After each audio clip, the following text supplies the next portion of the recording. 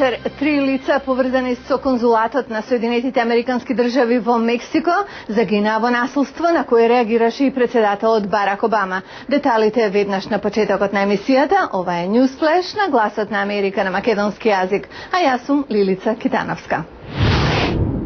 Владата на Соединетите Американски држави е огорчена поради убиството на 3 лица поврзани со американскиот конзулат во пограничниот мексикански град Сиутат Хуарес, познат по насилство поврзано со дрога. Според официјални лица, вработена во американскиот конзулат и незиниот сопруг, обајцата американски државјани биле застрелани во нивниот автомобил во саботата. Нивното бебе, кој исто така се наоѓало во автомобилот, не било повредено.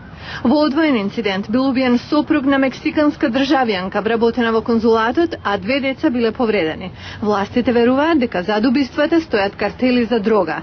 Белата куќа соопшти дека председателот Барак Обама е огорчен од бруталните убиства и најави соработка со мексиканските надлежни органи во потрага по напаѓачите.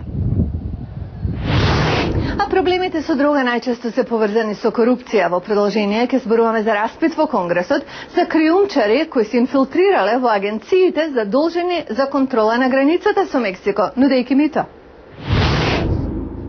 Наркокартелите од Мексико се инфилтрирале во американските агенции за борба против криминалот, тврдат американски владени представници. Минатата недела во Вашингтон на распит во Сенатот за проблемот сведочеа првите лица на агенциите.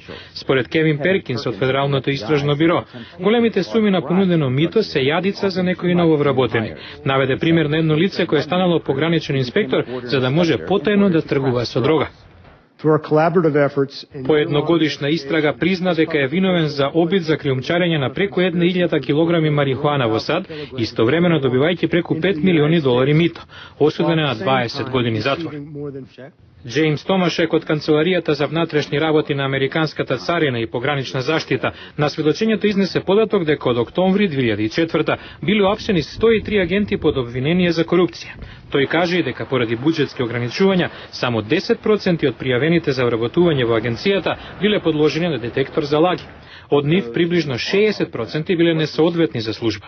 Томашек наведе и дека ќе бидат потребни дополнителни 50 испитувачи за да се постигне целта на секој пријавен да му се направи тест на детекторот. Владини лица подлекуваа дека корупцијата истовремено ја зголемила и загриженоста дека терористите може да ги искористат безбедносните пропусти на американските граници со Канада и Мексико. А во продолжение ќе видиме како реагира американскиот State Department на плановите на Израел за изградба нови станови во источен Ерусалим и други вести кои прават наслови денеска. Израелските медиуми велат дека амбасадорот на Израел во САД предупредил оти американско-израелските односи се на најниско ниво во последниве 35 години поради спорот околу израелските планови за изградба на домови во источен Ерусалим.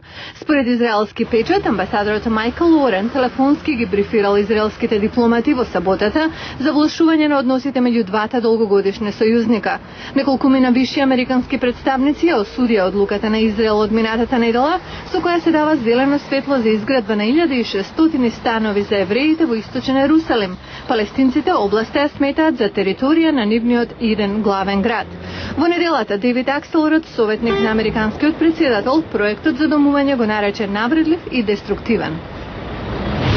И последната вест за денеска, американскиот актер Питер Грейвс, познат по неговата улога во Mission Impossible, невозможна мисија, почина на 83 годишна возраст. Публицистот на Грейвс соопшти дека тој починал од срцев удар во неделата во неговиот дом во Лос Анџелес. Грейвс се има појавено во преку 10 филмови и бројни телевизиски серии во својата 6-децениска кариера. Најпозната улога му е како разузнавачки агент Джеймс Фелпс во ТВ серијата Mission Impossible, која дебитираше во 1967 и се емитуваше неколку години поред. Една од позначајните филмски улоги на Грейвс беше и она од 1953 во Сталак 17, во која играше таен нацистички шпион меѓу американски воени затвореници во германски камп.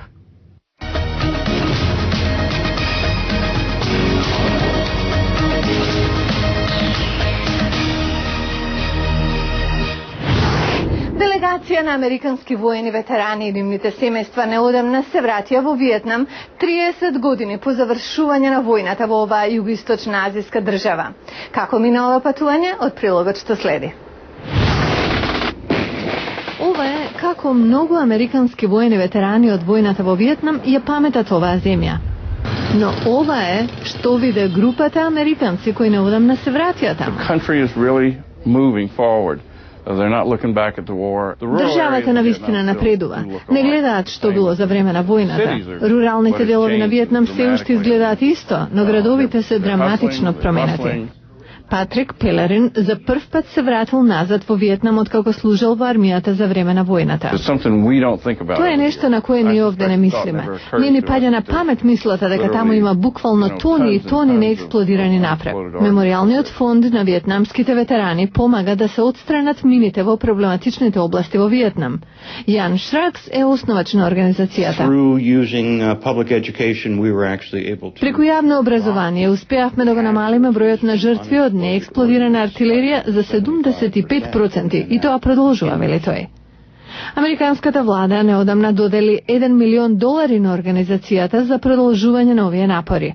Организацијата вели дека повеќе од 350.000 тони стар експлозив останал во Виетнам, во најголем дел од американските сили. На патувањето, американската делегација се сретнала со некогашните непријатели. Беше навистина интересно. Тие беа многу фини. Не поздравија како да сме роднини што загубиле контакт. Мислам дека го оставиле минатото зад нив.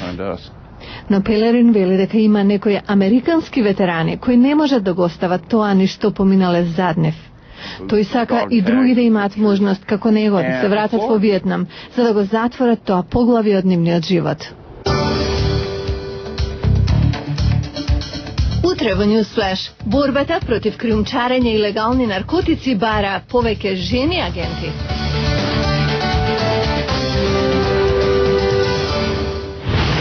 Го гледавте Newsflash на Гласот на Америка на македонски јазик, а јас сум Лилица Китановска од студиото во Вашингтон. Ве поканувам и денес да ја посетите и нашата веб страница glasnaamerika.com за повеќе информации. До гледање.